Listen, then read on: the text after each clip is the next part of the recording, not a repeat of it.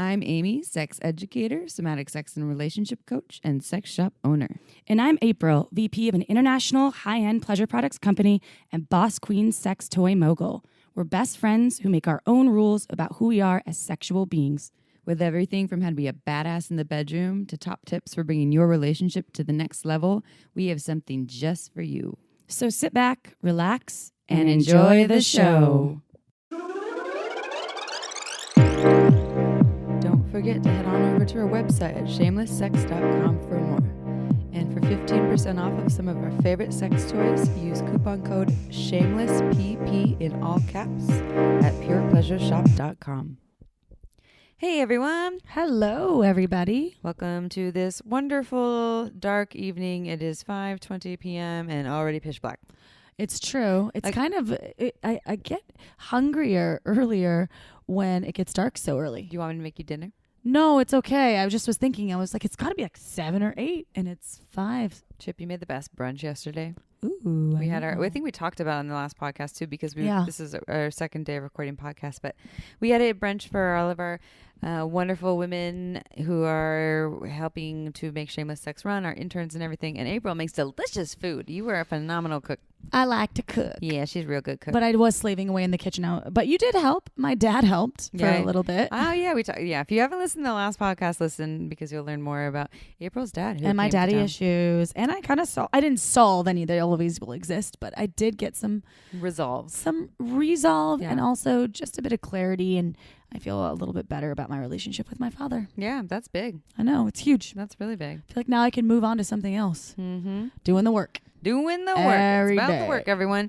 Today is our work day for Shameless Sex that we had actually designated to our book writing day, because we are in the process of writing a book, meaning we haven't done anything other than we have a concept and have a timeline, and our timeline keeps getting postponed because we have so many other wonderful things to do. And one thing that we've been working on, so stay tuned, there will be a book and we will spend one of these days and then many, many, many other days writing it. But today, and as well as some past days, we've been working on this online workshop. And our online workshop was once only available for 4 weeks, but now, like a 4-week series, now it is available as a evergreen product. I mean, it's always available online. You can buy it and watch them videos anytime you want to and do the home practices anytime you want to. There's 4 info pack videos. There's even a bonus guided erotic meditation with yours truly. There's also an option to upgrade if you want coaching, but everyone who signs up, even without the coaching, gets sex questions automatically answered directly from us. Which I'm a huge fan of these online workshops, because you can do it at your own time. Yeah. You can do it at your own pace. You can do it wherever you are. Let's say you're traveling for a month or 2 weeks and you want to get a little bit of education in you during your trip.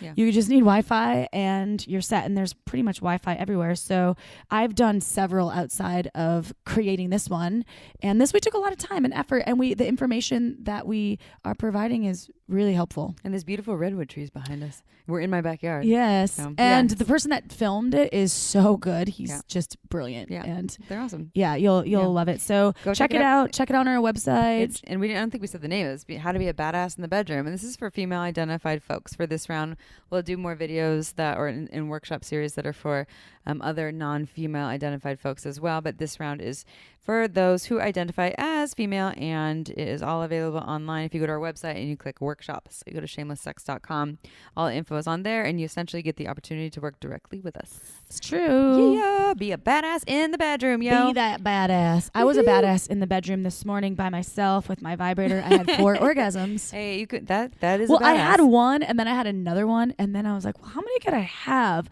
And I was like, I really need to do work, but I was like, wait, I'm about to get my period, so I feel hormonal, and I felt like I just needed the release of, I felt like I was taking a Xanax. I have a question. Question, Xanax. That's your nickname now.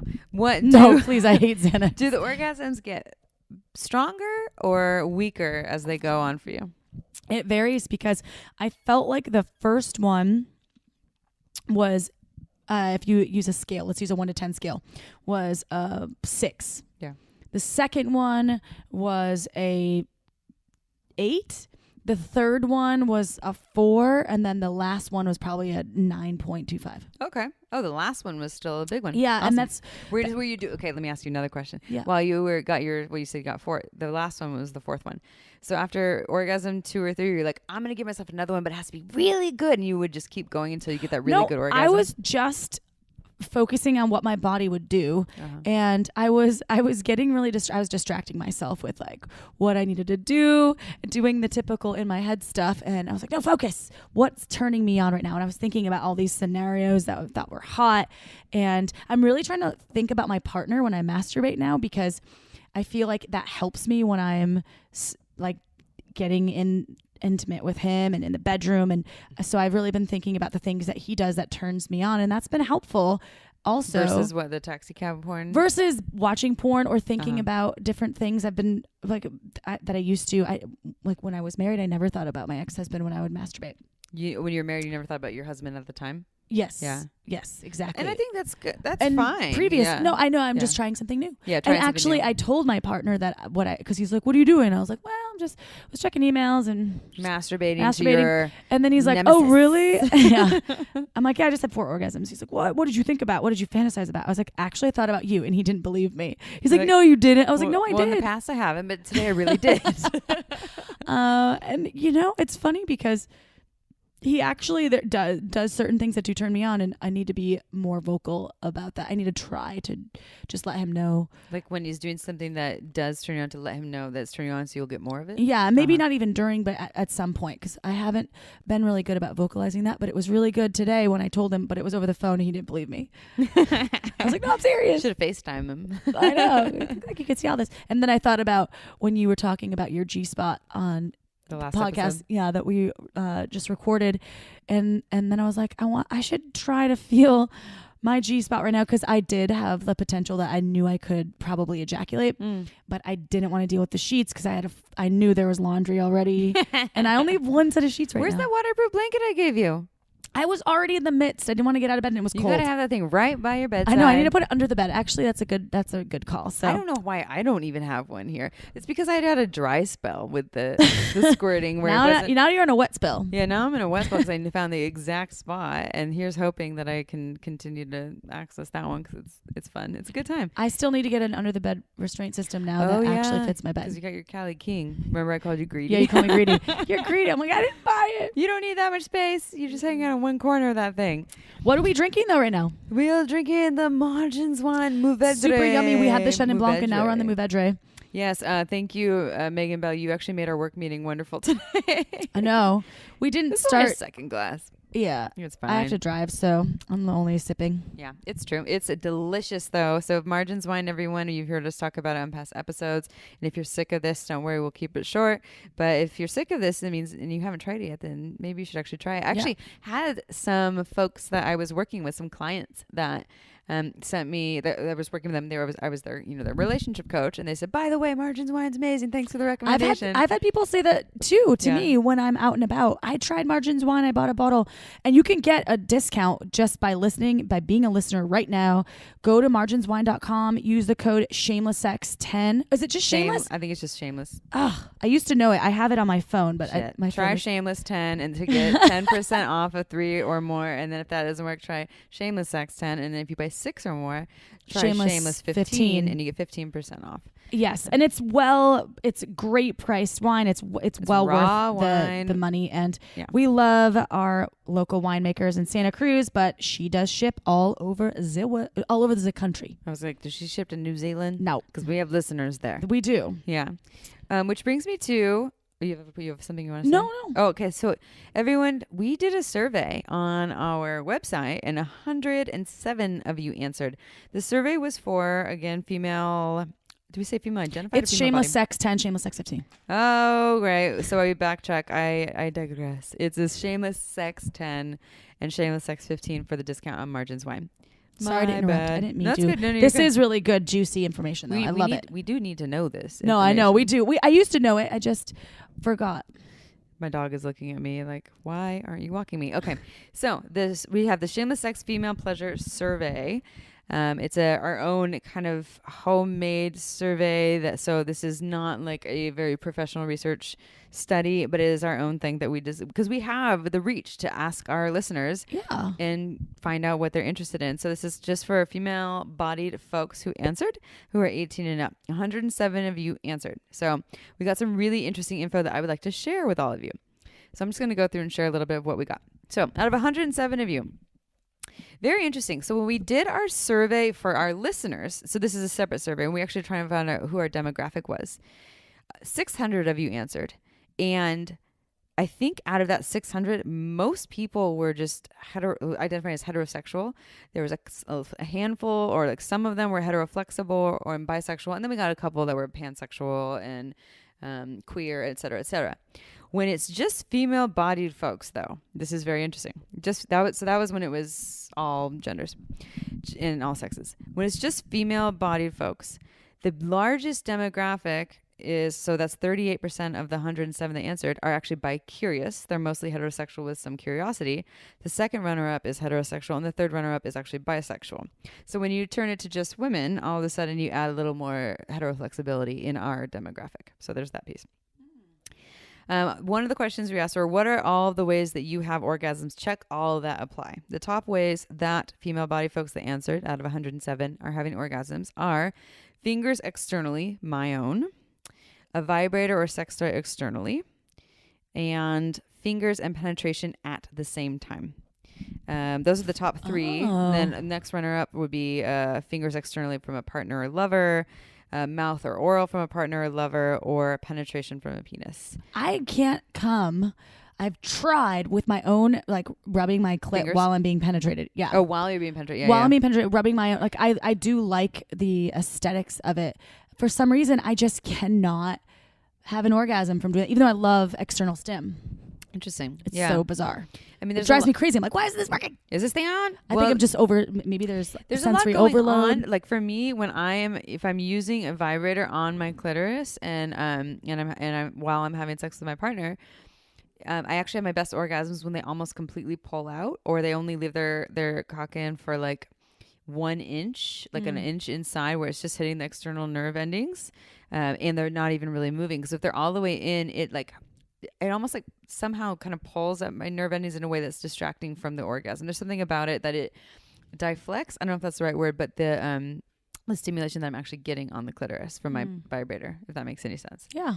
So that's how all of the ways people are having orgasms. There's other ways that people are having orgasms. Like one person said orgasm from anal penetration with a penis. One person said penetration just from and grinding.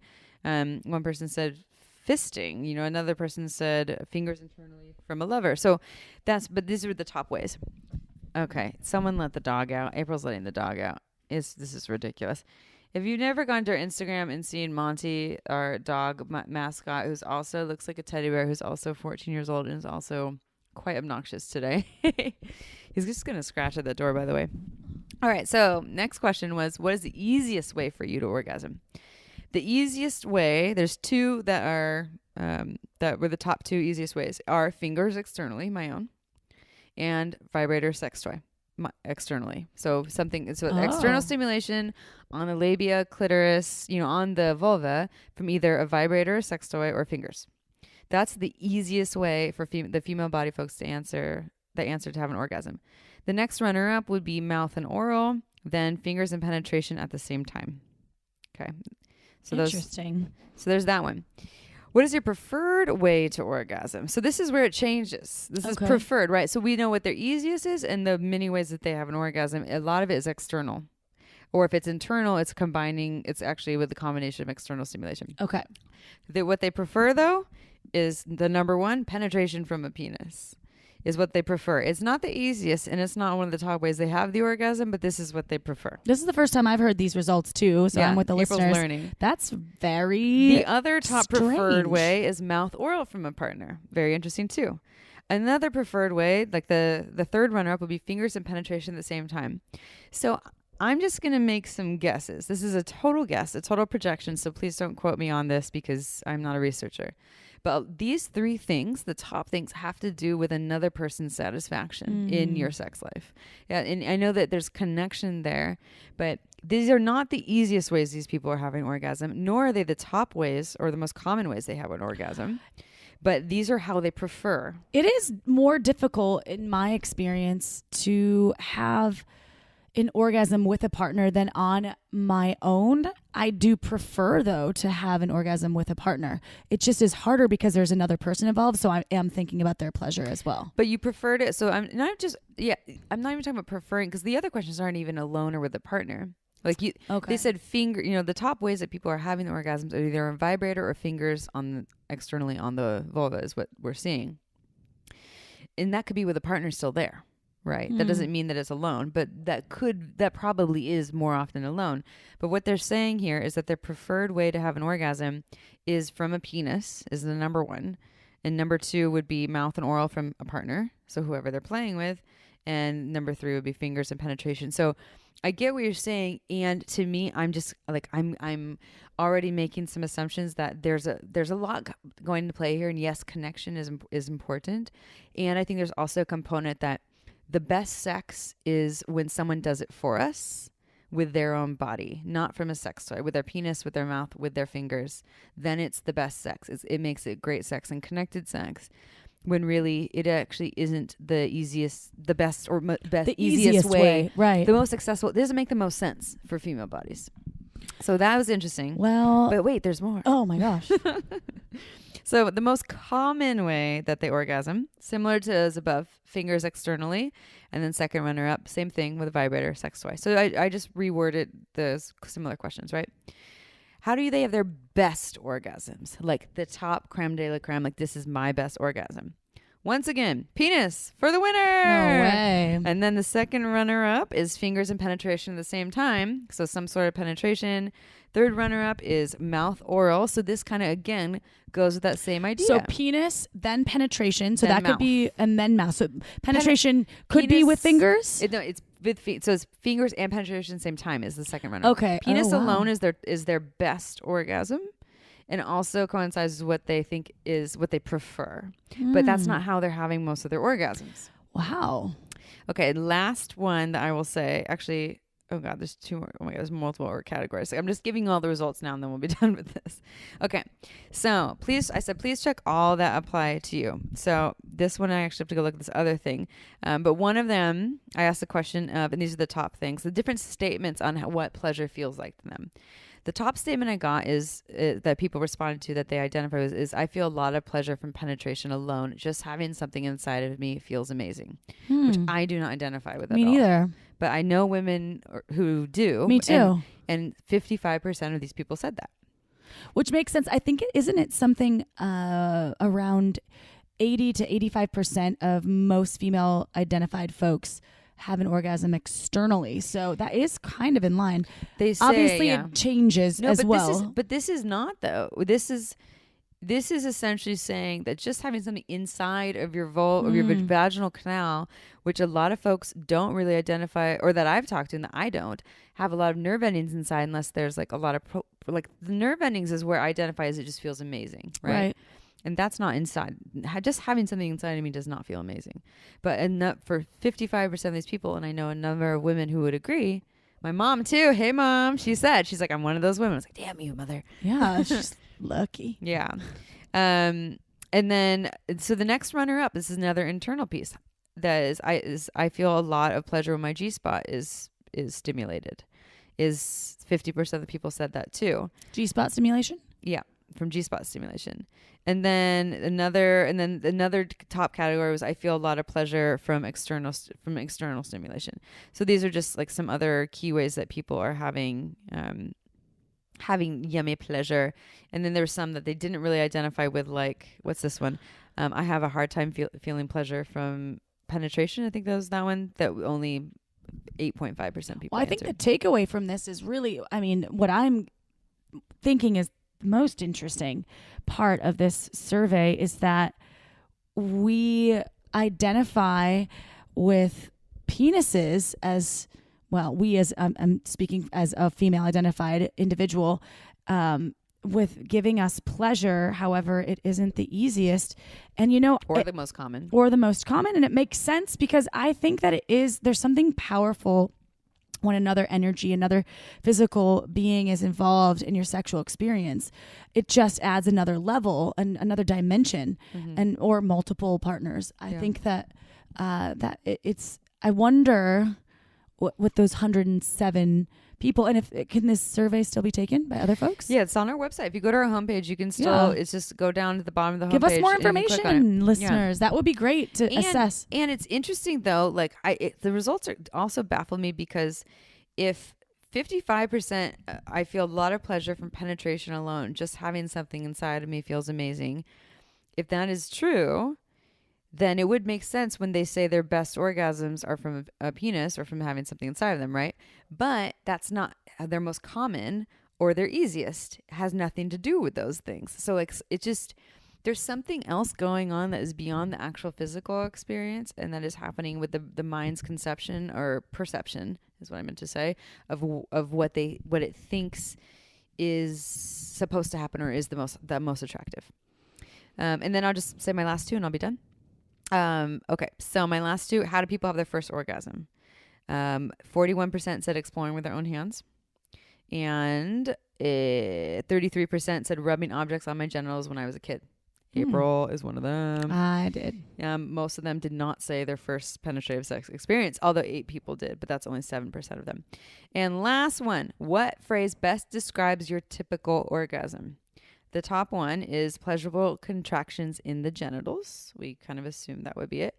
But the second runner-up, so the top one was 70%, pleasurable contractions in the genitals, which is like your typical orgasmic experience. The second runner-up is just a nice release. That's actually 43%. That's like what female ejaculation is to me. It's just a nice release. And if it's, then I can have it by itself. And then when it's combined with the pleasurable contractions in the genitals, that is a whole different ballgame, but they are separate entities for me, or they can be combined. They're separate for me. Yeah, you too. Yeah. Yeah. And then 24% said that what best describes our typical orgasm is wave after wave of small orgasms leading to one big one, like you had this morning. There's that Netflix documentary show that's 17 minutes long that talks about female orgasm. I think it's called, I've talked about it before. It investigates orgasm, and a lot of the folks interviewed talked about waves as well. Yeah. A wave experience. Yeah. And so I don't think of it as a wave. I think of it as a rush. I've experienced the waves. I've definitely had that before. Yeah, and I meaning building of intensity, or like the waves. They're like waves of small, really pleasurable, orgasmic experiences that feel like, I would call them like smaller orgasms, almost like you're in this orgasmic space for a while, but you're riding waves where it gets like stronger and lighter and stronger and lighter, but then it blows up into like one bigger one. I mean, I've had an explosion. I've experienced everything. I've experienced the 15-minute, like I'm on another planet having an orgasm. By the way, this was completely sober. And like I've done it all, but not all of them are easily accessible. I tap into my pussy so much when I'm sober. Yeah, because you feel hello. Well, it's just the nerve endings are activated, and I'm not.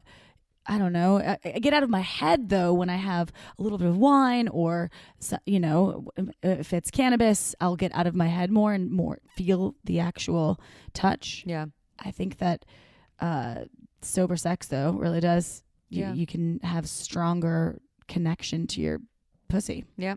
Totally. It's good that we're talking about all this research, because our guest today, yeah. I know, is brilliant. She's just amazing, and you're going to learn so much. She's honestly, I think, one of the smartest humans we've ever, I mean, let me talk for myself. Like, I've had professors and interactions with some of like extremely intelligent people. She just is so knowledgeable. Yeah. Yeah, she's amazing. And she, oh God, the dog is whining again. I'm going to ignore you, puppy. You'll hear more. I'll read her bio in a second. But yeah, it's perfect because a lot of her stuff is talking to sex researchers. And she's a New York Times best-selling author on multiple levels, and she just released another book. So, which brings me to, before we actually read her bio, she just wrote an article that included OMGS in it. Oh yeah. So she wrote an article on Psychology Today, and it's called "What Sex Tech Is and Why It Matters: A Conversation with Sex Tech Revolutionary Bryony Cole. I didn't say that right. So our guest today is Wednesday Martin, Ph.D. She's author of Step Monster and her recent book Untrue. But this article that she wrote about is talking about sex tech and why it matters in that there's all these new tech programs about sexuality, about pleasure, about education. And she talks about OMGS on here. And one thing she says is, so she says, sex tech has been remarkable in opening up awareness and increasing access to education around women's bodies and their sexual pleasure. A great example is OMGS, an interactive sexual education platform. Prior to OMGS's study in 2016 on women's sexual pleasure and how they bring themselves to orgasm, no study had been done on specifics of women's pleasure. The study took 2,000 women ages 18 to 95, as well as the latest science to sexuality to reveal different techniques for masturbation and gave names to them. These were techniques that never had language around before.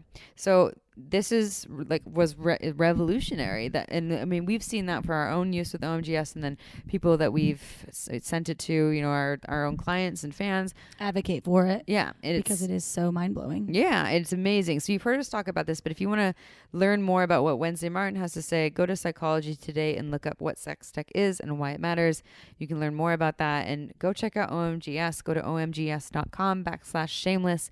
Our listeners get $5 off too, and it is just like she says, revolutionary in that it is teaching people about real pleasure through videos, through actual sex research, and you can learn new techniques. Even if you feel like you have it all dialed in, you can add more amazing things to the menu to have even more awesome sex with even yourself. Folks, you and I, mm-hmm. and even somebody as awesome and tuned in as Wednesday Martin found OMGS's offerings interesting and helpful. So I have a mini girl crush on Wednesday Martin. I know I'm painfully straight.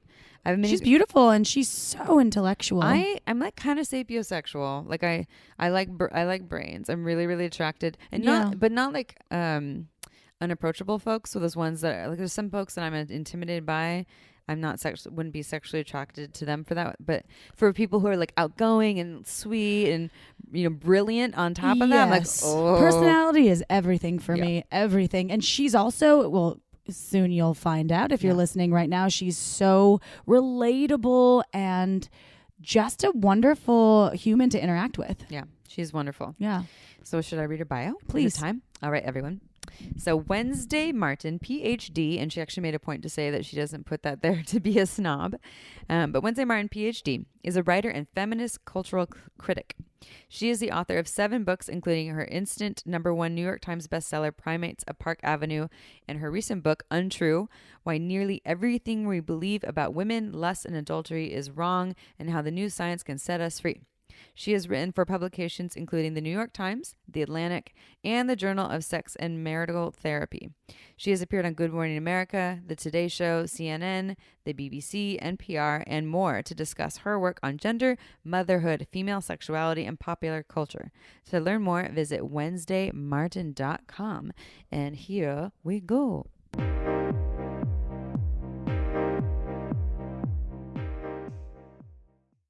All right, everyone, it's episode time with the wonderful Wednesday Martin, who April wants to call Wednesday Addams. I just outed you. I called you Wednesday Addams a few times. You can do that. It's a habitual reaction because of the Addams family. I was a fan for years. It's a normal reaction, and I support you 100% in calling me Wednesday Addams. Go ahead. I answer to it. But if you Google Wednesday Addams, you will not find the wonderful Wednesday Martin. So we suggest looking up Wednesday Martin and not Wednesday Addams. So you know about we read the bio to you, so you all know information about Wednesday. So we discovered Wednesday by listening to Chris Ryan's podcast. So we're friends with Chris Ryan and heard her on there. And we were like, oh my God, we're obsessed with her. We want her on here. And isn't he great? Oh, he's amazing. Yeah, you've done a couple with him. He brings so many people together. Mm-hmm. Lots and lots of people together. Yeah. He's a gatherer, I guess. A gatherer, and really helps people to think outside of the box, which is really, really wonderful. Okay. And he does it in his kind of like nonchalant, fuck it attitude. I feel like my brain grows when I listen to him. I'm like, whoa, I never thought about it that way. Mm-hmm. Yeah. Yeah. And your And episode was really sexism. smart and beautiful. I loved it. Oh, I'm glad you guys listened in. I'm so glad he had me on. And I can't tell you how many relationships I have thanks to Chris. Thank you, Chris. Thank you, Casilda. Thanks, Chris. Yeah. Chris and Casilda strike again. Yes. Dun, dun, dun. Okay. So let's talk about your book that is out, Untrue: Why Nearly Everything We Believe About Women, Lust, and Adultery is Wrong, and How the New Science Can Set Us Free. What inspired this? Oh my goodness, so many things. I talked to Chris about this a little bit, but we can go into it more. I've really made a career in a way, not intentionally, out of looking at women we love to hate. I looked at women with stepchildren to try to figure out why we have so much hostility toward them. I looked at rich moms on the Upper East Side in my book, Primates of Park Avenue. And then I thought, well, let's see. I've looked at stepmothers and I've looked at rich mommies. Who else do we really hate? And the answer was so clear. We just really hate women who, and I say this in quotation marks, cheat, women who refuse monogamy. They're just such lightning rods for our hostility and judgment still, this far into feminism, this far removed from the great second wave of feminism, well into the third or fourth wave. We still have so much animosity as a culture toward women who say, I'm not going to be monogamous. And they either do it on the DL or they do it openly. And I just wanted to know what's behind that resentment that we have with those women. Why do they trigger us? And what can our anger at them tell us about ourselves, right? So I set out to write it. And as often happens, I realized, well, since I decided to do this, the ground has been completely changing underneath my feet. There's this thing going on now called consensual non-monogamy. There's this thing going on now called polyamory, and there are these young women now who, not all of them young, but, infidelity in quotes means something very different to younger women than it did to women even of my generation. So I was like, well, you know what? Actually, this is cool that this idea about cheating or being untrue or not being monogamous, that it's changed so much just in the last 10 years or so means there's something to this really, and I got to dig into it. So that's what I did, when I interviewed 30 experts and I spoke to about that many women themselves between the ages of, I think 19 and 90 something about infidelity and about their experiences of sexuality. And, it was really quite the immersive journey. I went to some sex parties. I went to an all-day workshop on consensual non-monogamy. I really threw myself into what does it mean to be a woman who doesn't want to be monogamous? What's the evolutionary prehistory of it? What happens to you if you do it today? What's the future of women who aren't monogamous? It was a really fun adventure. But, the title Untrue is a play on words because it also refers to all the bogus science and social science and mythology around female sexuality. So I kind of go beyond infidelity and look at all the untrue things that we believe about female sexuality in general. Wow, that was a really long answer. No, that's perfect. What is junk science? Will you tell our listeners what that means? You said the bogus science in your the write-up about your book. You talk about junk science. What does that mean? Yeah, I think we like to think of science as pure and objective, and a lot of scientists and historians of science lately over the last decades have helped us understand that science is always tethered to its cultural moment, and that a lot of times science changes as society changes. So, for example, in the 1960s, we had this notion that we evolved in a monogamous pair bond, and that it was monogamy that made us human, and that, early man used to go out and hunt and bring the hunt back to his woman and their baby in the cave, right? And we had all kinds of scientific theories about that. It was taught in anthropology classes. And fast forward a bit when we got more data and we had more information, and we learned that we actually evolved as cooperative breeders. We didn't evolve in a monogamous pair bond. That happened relatively late in our evolutionary prehistory, and that we really probably much more likely evolved in these sort of loose, rangy bands of people who raised their children cooperatively, mated cooperatively and multiply, and that's probably the reason that we're here as a species, because we developed this really canny sexual and social strategy that allowed Homo sapiens to flourish. So, to think how much the science about monogamy itself has changed just over the last decade gives you a good indication of, just how vulnerable science and social science are to their social moment and how much they need to be revisited. And so a lot of Untrue is having a look at what female scientists and social scientists have been discovering about female sexuality over the last few decades, or in some cases over the last few years. And it's all pretty eye-opening.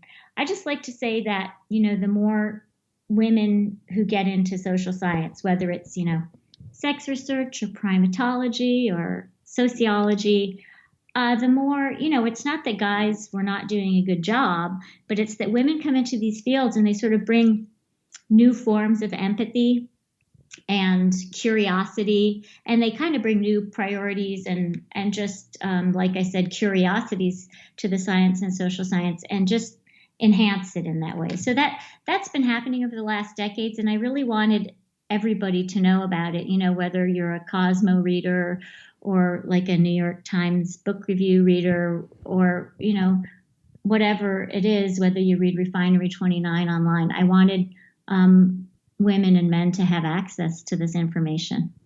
Well, with the internet, you can get so much junk research on anything. So yeah, and you can get great research, but that's like out of context. So what I wanted to do is take some of this research that I thought, wow, it would be really cool if the layperson had access to this, like research from sex research journals, research from anthropologists, studies from primatologists about how often bonobos have sex, cross it all over so that the regular person has access to this information. I've always said, in the subtitle of my book is that how the new science can set you free.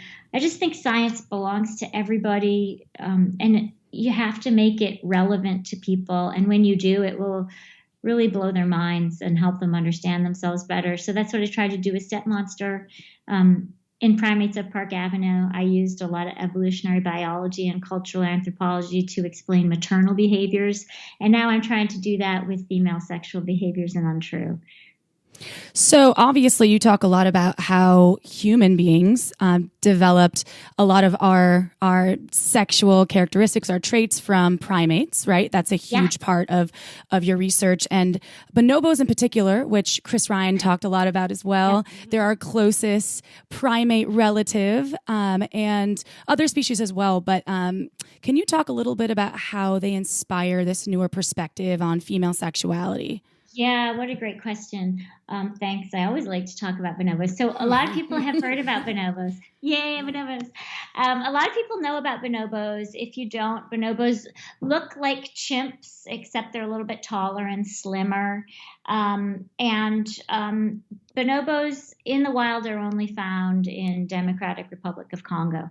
So, which is formerly Zaire, where there's been a lot of political upheaval and unrest and violence for many, many years. And that meant that it was hard to study bonobos, and people didn't really have a great understanding of them for a long time. And people tended to focus more on chimps. And what we know about chimps is that they're a male-dominant species. The females can have relatively abject lives compared to the males. Chimps regularly practice infanticide. The males regularly sexually coerce the females. And if you are a female chimp and you transfer from your natal group where you were born into a new troop, you can you're really the low animal on the totem pole, and you're subjected to a lot of harassment, violence, and you might even be killed. So this is what we were basing a lot of our understanding of the evolutionary origins of human social and sexual behavior on. A lot of people were saying, well, let's look at chimps. And they were drawing conclusions, some primatologists, that, what we could learn from chimps was basically a more subtle version of this, but basically that male violence was innate, and that it was almost as if people like to use chimps as a test case to assert that it was, quote, natural, unquote, for males to sexually coerce females, for females to be subservient to males. All right, so people start to study bonobos, and we realize that bonobos, unlike chimps, they don't resolve their issues with violence. They tend to resolve them with sex. So if some chimps come across, a cache of food or another troop of chimps, you can bet that there's a high likelihood there's going to be violence. However, when bonobos come upon another troop of bonobos or a cache of food, they deal with the tension by having sex with each other. And that's how they dispel the tension. They work on their social bonds, they all have sex, and then they eat. So you'll see them, and bonobos tend to act the same under human care as they do in the wild. So thankfully, we have some bonobos under human care in zoos. And you can see, if you go to, say, the San Diego Zoo, you'll see the bonobos, you fling some food in, and you'll see them have sex, and then they'll eat the food. Okay, but there was more still to discover about bonobos. Everybody said, oh, cool. Bonobos are like the Pacific swinger apes. They're, they're the sex apes. Mm-hmm. But Amy Parrish and some other primatologists started to study bonobos in depth. And Amy's been studying bonobos for about 30 years now. And she started to realize not just that bonobos are the sexy ape, but much more specific things about bonobos. She noticed that the females in all the populations she looked at, whether it was in Stuttgart or Frankfurt or in San Diego, the females always ate first, and the females always got groomed first. And some of the females got groomed so often that, like, every time you get groomed, a little bit of your hair gets pulled off. So they were naked. They were like Shrek. Some of the females were like Shrek. And she was like, that's interesting because eating first and getting groomed more is, sort of a metric of dominance. So she started looking a little more, and she thought that something was going on. She noticed that there was violence among bonobos. And so she said, well, let me look at the veterinary record.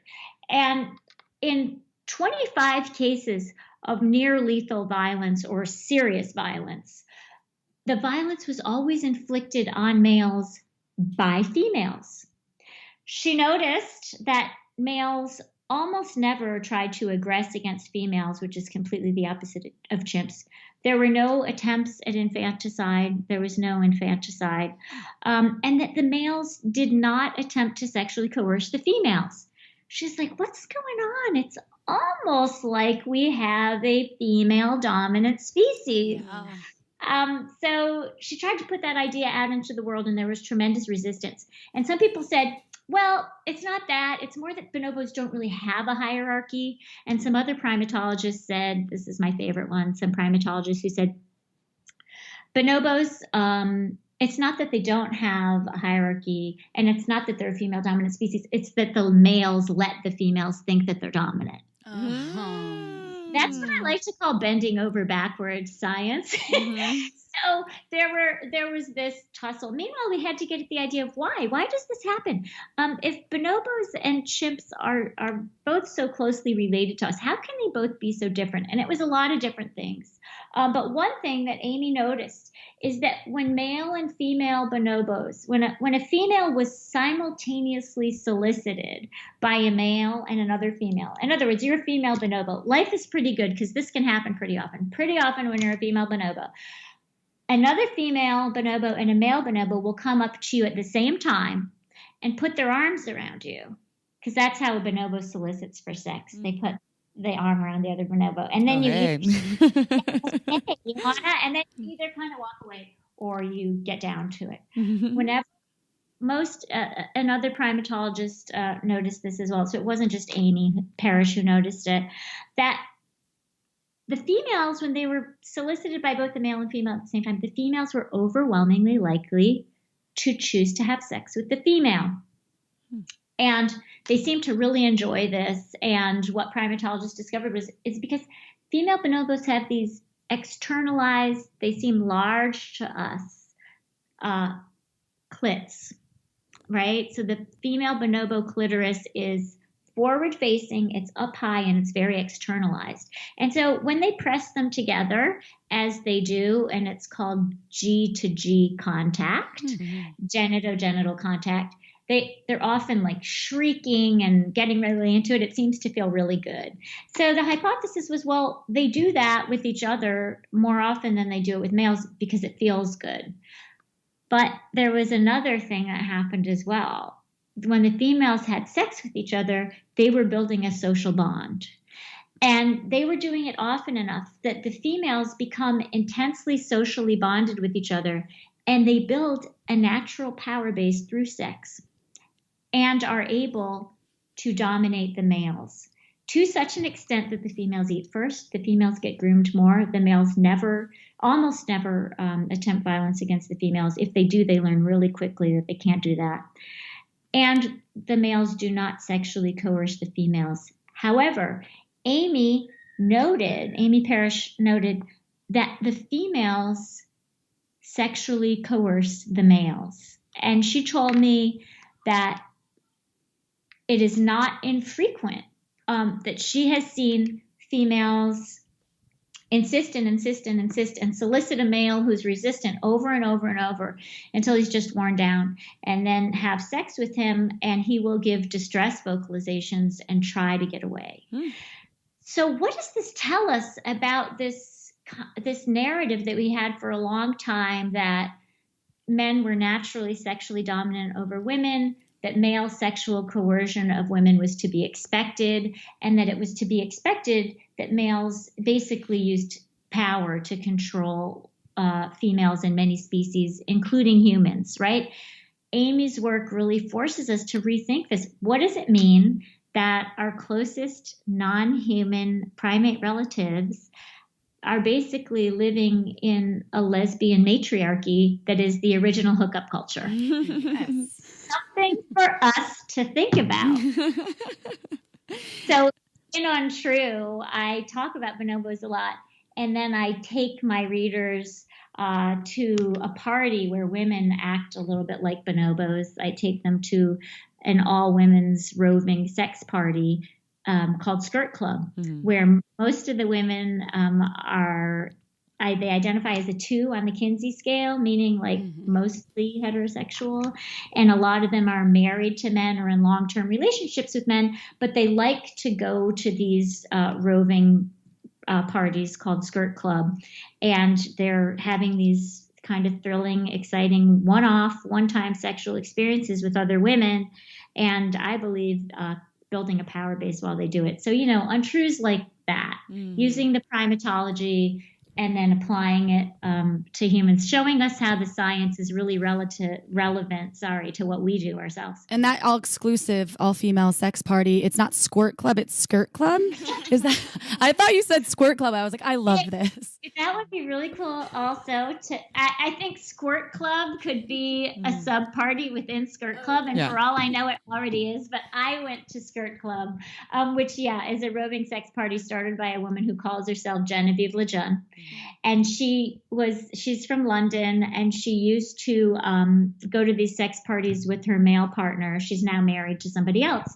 And she wanted to explore her curiosity and interest in being with other women. And she wanted to do it sort of away from the prying eyes of men. She found that when she was at sex clubs where there were men, it changed the dynamic a lot. So she founded Skirt Club. And so one of the things I do in UNTRUE is take readers to Skirt Club and show them what it's all about and lift the veil, if you will. Yes. And so by lifting the veil, that you're demonstrating or suggesting that and this is the premise of the book, that women are no more naturally monogamous than men, and same as it goes for libidos, right? That the belief is that men have these high libidos and that women don't, and that's actually not. That's the untrue piece there too. That is the untrue piece. Yeah, those are so one of the things that I loved about Skirt Club. Now I'm forever going to think of it as Squirt Club. Sorry. But Extra wet. Extra wet. Mm-hmm. Extra excited. One of the things that I really loved about going to Skirt Club is it was sort of a living laboratory for what I was learning from the sex research. So, for example, Lisa Diamond's research talks about female sexual fluidity and how we all have an orientation, and that's a real thing. But a lot of women within their orientation are kind of fluid. Their orientation doesn't provide the last word on who they're attracted to. And if the setting is right, and if the ecology is right, and the feeling's right, and the lighting is good, or whatever, that women might, women who are assumed heterosexual might like adventure with women. Some other sex research has found that female sexuality is just a lot more adventurous than we thought. A lot of sex research had painted women into this corner and presumed that they were more monogamous. But I get into all the new research which shows that female sexuality in the right circumstances is every bit as adventurous as male sexuality, and as sort of assertive and bold, depending on the container that it's happening in. And Skirt Club was a container where I saw that female sexuality is fluid, that it's very adventurous, that it can be really assertive, and that women love variety and novelty of sexual experience every bit as much as men do. And certainly all the women at this party were begging the question, what does female infidelity mean? What does it mean in 2018? How does it mean different things that it meant even 10 or 20 years ago?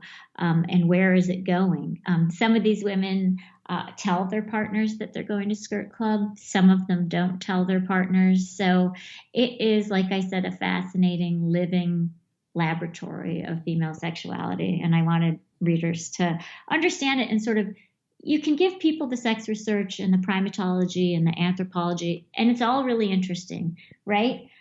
But you have to really show them how it's related to their own lives. Mm-hmm. And that's what Untrue is about.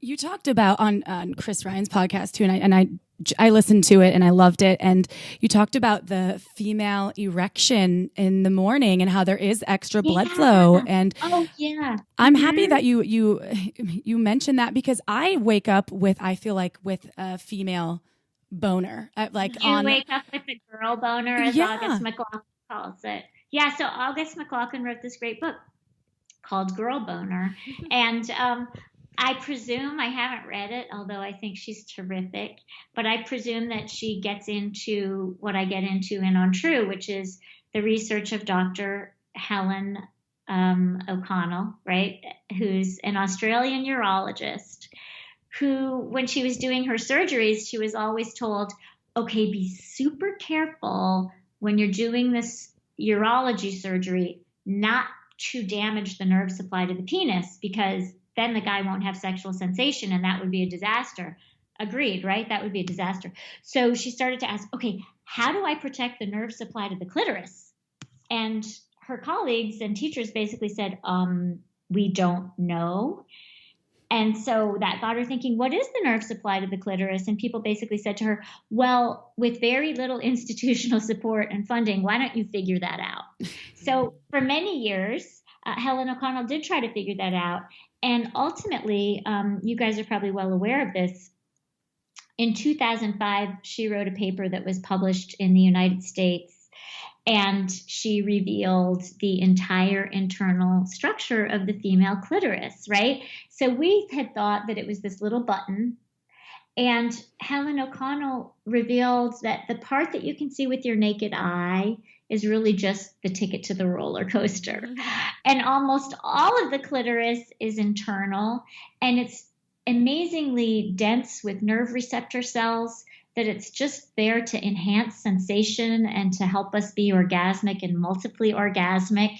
And that, to consider that we didn't know this most basic fact about female sexual anatomy until 2005. That we didn't have, I think we didn't have a three-dimensional model of it until 2009, I believe.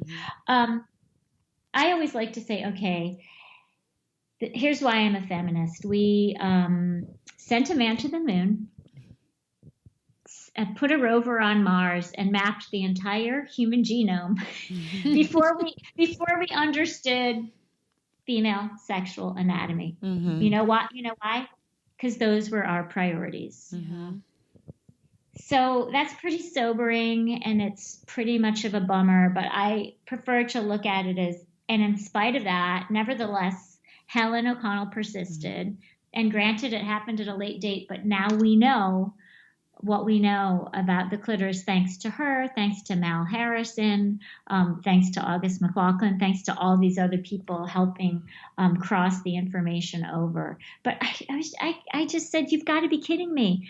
When my friend Latham Thomas, who's the doula and sexual health educator, told me about it, I was already writing this book. I had no idea. And I said, how is this possible? You know, I remember when I took my first human sexuality class probably in 2003. There was no information about the clitoris being more than the little nub. And then in 2000, and then I went to San Francisco State and minored in human sexuality. Still no whole clitoris. And then when was that? That was like 2005, 6. They still weren't talking about it. 2008, I did my certification to be a sex educator. That was a 60-hour program that was very, up to date, accurate information. Still no clitoral structure, and that was 2008. So you're saying 2009 was when they really had the kind of 3D model. I believe that 2009 is when the French sex educator decided to develop this 3D model and make it available online. And today, you can go online and Google 3D printer specs, human female clitoris, and you can download those specs now and take it to a 3D printer shop and get it 3D printed. But my kids know about it. I have an 11-year-old boy and a 17-year-old boy. They know all about it, but it's not like they're learning about it in sex ed, because it's not like we have sex ed, right? We're still living in the shadow of when Reagan transitioned us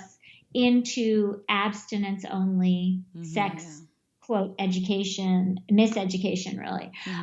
So it's extraordinary to me, though, that you specialized in it. And that you didn't know about it. And, American medical knowledge didn't really grapple with this fact, even when Helen O'Connell wrote this big paper in 2005, and the American Urological Association they basically said it's shameful that we are only now getting this information, and they did the right thing. But I'm told that there are still some medical textbooks without these updated illustrations of the human female clitoris. So we're still laboring in darkness, and your podcast is, and people like you are doing a lot to dispel it.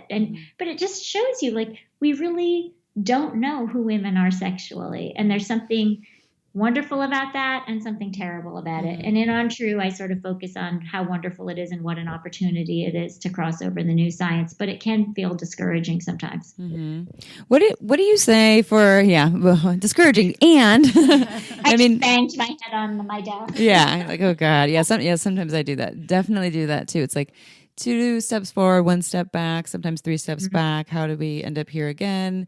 And I can't even say that I've been here for many of the generation, the times when there's been worse times and better times, so I think there's that understanding too, that you go into more from the anthropological perspective of, the idea that, like, things are better than ever for women, and I mean, maybe Marvelously. better than the Victorian era, but There are a lot of, yeah. So to your point about history, and also, I think one of the things that I've been at pains to do my whole career and that I do in Untrue is that I always look at the cross-cultural data. Like I look at different places. So whenever people say, oh, what are you talking about? The US, it's a great place to be a woman. We invented feminism. Women are doing great here.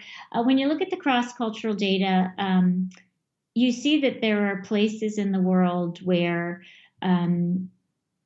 a woman can have more than one sexual partner at the same time. She can be married and have a lover or lovers and not risk lethal violence. That's better than we can say here. There are places in the world where a woman can be married to a man, be pregnant by another man, have the baby, and nobody says a word about it. As opposed to here, where at the very best she would be subjected to a paternity test and divorced.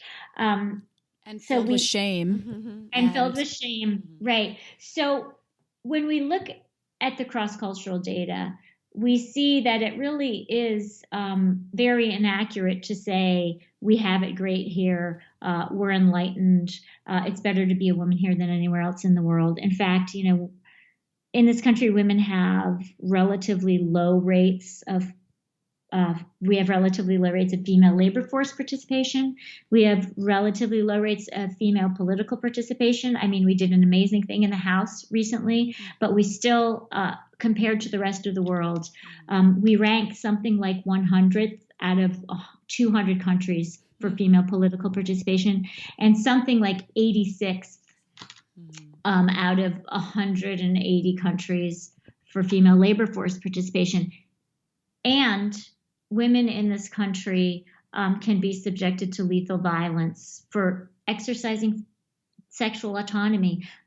The social psychologist David Ley tells us that he studies female infidelity, and he believes that female infidelity is the biggest trigger of domestic violence, or the suspicion of female infidelity. Other experts have said that other than mass shootings at schools, one of the most common types of mass shootings is when a man goes after a woman who has left him, and that that kind of mass shooting is also a form of gendered coercive control.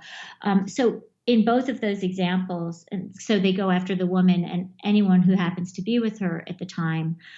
So in both of those examples, you see that there are really dire consequences in this country for women who want sexual autonomy, some of us, right? So there's a whole range. There are women leading the polyamory movement, like my friend Misha Lin of Open Love New York, like Carrie Jenkins, who's a professor of philosophy in Vancouver and wrote a book called What Love Is and is openly polyamorous. There are women who are privileged in that way. And then at the other end of the spectrum, there's lethal violence. So we have far to go. And, even people like Misha and Carrie Jenkins, Carrie Jenkins has written widely about how when she wrote about being polyamorous, she was attacked by people who, didn't just slut shame her, and they weren't just using the language of misogyny, they were using the language of racism as well. She has two partners who are of Japanese descent, and so there was a lot of racist language about that. And she points out how, female sexual autonomy is an intersectional issue, and that the same people who are going after us for being sexually free, that she talks about the ways that the discourses of racism and sexism really intersect. So for some women, it's still really a dangerous thing. Yeah, and it's more dangerous in our country than other places. I feel that sometimes just walking down the street here, as compared to when I've been in places like Bali and walking down the street.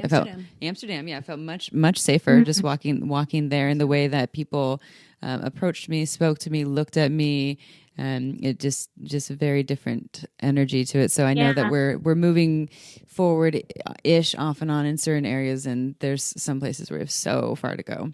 We have far to go. There are some places in the world where a woman who's monogamous is considered kind of stingy and selfish. And she's They're like, why would you do that?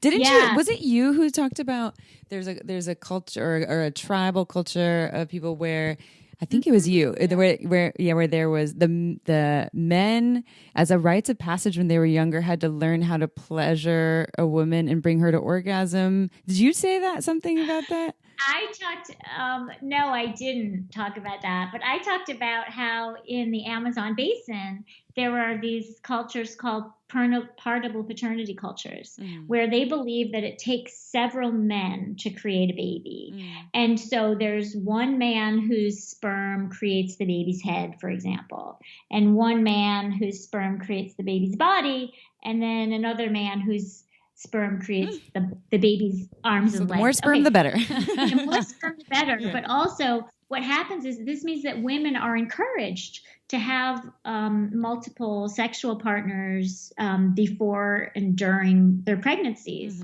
And then all these men then take responsibility. They believe themselves to be fathers of the baby, and they believe themselves to be responsible for the baby's well-being. And you can see that this is like cooperative breeding still happening. I mean, you see cooperative breeding as our evolutionary prehistory in action whenever you see a woman nursing a baby that's not her own, whenever you see yourself caring for a kid that's not your own and keeping that kid safe and worrying, is that kid crossing the street by herself? Can I help? Or in a partible paternity culture, you see cooperative breeding happening where 3 guys or 2 guys believe that's my baby and I'm going to take care of it. And we see that cooperative breeding is good for our species, not just because we're here, but for example, among the Bari, which is a partible paternity culture, the anthropologist Stephen Beckerman found that kids with 2 dads were much more likely to live until age 15 than kids with only 1 dad, who were much more likely to die before they grew up. So, it's so funny. I told some female journalists about partible paternity cultures in the Amazon, and that in these cultures, women were encouraged. They were discouraged from being monogamous. They were encouraged to have multiple sex partners. And those women all said to me, wow, I feel like those countries, those areas of the world need a better tourism campaign. Well, and I love these examples, though, because it helps to remind people that everything that we think about sexuality is all contextual. It's all something that we were taught. It's all something that is based on this specific time and place. And it's a whole bunch of ideas and concepts. And it's not necessarily, it actually definitely is not set in stone and changes from place to place. People just get so stuck in what they think is happening for them right now is the way. And then the traditions. But you look at the world and it's entirely different everywhere you go. It is. And I like to say that female sexuality happens at the confluence of the clitoris and culture. Are there biological and anatomical underpinnings to female sexuality? Of course there are. And they're amazing to study and they're important to understand. But the real thing to understand is that female sexuality is flexible, and that depending on its container, it will morph, to be as free or as constrained as it will be allowed to be. But make no mistake, women are not more naturally monogamous than men. The science in Untrue gets into how just untrue that is, and from the perspective of biology, from the perspective of other cultures, from the perspective of what non-human female primates do, are really dearly held notions about what's natural for human female sexuality really fall apart when we look at the new science and social science. So I hope that people will find it an exciting read, but will also feel set free by it. I really want women to have permission not to cheat necessarily, a term I hate, not even to be non-monogamous. Some of us love monogamy and we find it cozy, but almost all of us will struggle with it. And I want women to understand that it's just as normal for them to struggle with it as it is for men. And I want them to understand the biological underpinnings for that. I mean, there were great reasons for women to be promiscuous until quite recently. You got a better range of sperm. You upped the chances that you would get sperm with good sperm motility. You upped the chances that you would get great heterozygosity that would result in a robust pregnancy and a healthy offspring. And you upped the chances that there would be multiple males there to support you in your pregnancy and even provision you in your offspring. So promiscuity, if we want to call it that, has a long, long tail, and it's just as, quote, natural for women as it is for men, if not more so. It's in your DNA, people. Yeah. Well, that exactly. Don't quote me on that. It depends. Context and ecology are really important too. But there are anthropologists and primatologists now who are making the case that, while there is no one way we evolved to have sex, if we're going to say that one of the sexes evolved for promiscuity, we have to consider that it may well be women, not men. Mm-hmm. So you It's all have about it. you have many other books available on your website, other bestsellers. You did talk a little bit about Primates of Park Avenue, which is a #1 seller on New York Times. Obviously, Untrue is your newest book. You have that Step Monster book. I'm a step monster myself, so I'd love to read that. You gotta read it. It's a cult favorite because I just did the crazy thing where I told stepmothers, your feelings matter as much as everybody else's, and people just went crazy. Thank you for saying that. Your feelings do matter as much as anybody else's. Yeah. And then I also, your listeners might be interested, I wrote an original story for Amazon called The Button, which is all about the clitoris and the history of our attempts to map it and understand it. I went to Costa Rica to the rainforest with my friend, the primatologist Michelle Bezanson, to observe spider monkeys. The female spider monkey has a hypertrophied clitoris. It's about as big as what you would think a spider monkey male's penis would look like. So, and a lot of times people will mistake a female spider monkey for a male spider monkey because her clitoris is so pendulous. So The Button starts in the rainforest in Costa Rica and takes people on a whole long journey to understand the clitoris. That might be of special interest to your podcast listeners. For sure. And if our listeners want to learn more about you, can you give them your website and any other information? My website is www.wednesdaymartin.com, and I'm on Instagram at Wednesday Martin Ph.D. Not because I'm a snob, but because Wednesday Martin is already taken. On Twitter, I'm at Wednesday Martin, although I'm not always on Twitter. I consider Twitter to be a really hostile ecology for women, especially women trying to write about sex, although there are women and men on there doing it really well every day. So I won't always answer you on Twitter, but I do tweet. So yeah, you can find me in those places. Are you going to do a book tour? I have been doing a book tour, and my next stop on my book tour is there is a skirt club party in London on December 8th. Wait, we might have to get Hot Octopus there. I would love to talk to you about that. Can we talk about that? Absolutely. Yeah. So there's going to be a skirt club party for Untrue on December 8th. In London, and go to my website for my other appearances. I'm still out there promoting the book and making appearances, and maybe coming to a bookstore near you soon, or a podcast. Oh, our podcast. Yeah, this has been a really great episode. I love learning about just all of your research and the work that you're doing for not only female sexuality, but just all females everywhere and shedding light on so much darkness that exists. Thank you. I'm glad you. you guys are doing the same thing. And thank you so much for what you do and for having me on. It was great talking to you.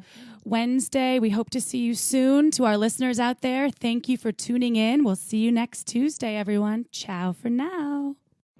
Don't forget to head on over to our website at shamelesssex.com for more. And for 15% off of some of our favorite sex toys, use coupon code SHAMELESSPP in all caps at purepleasureshop.com.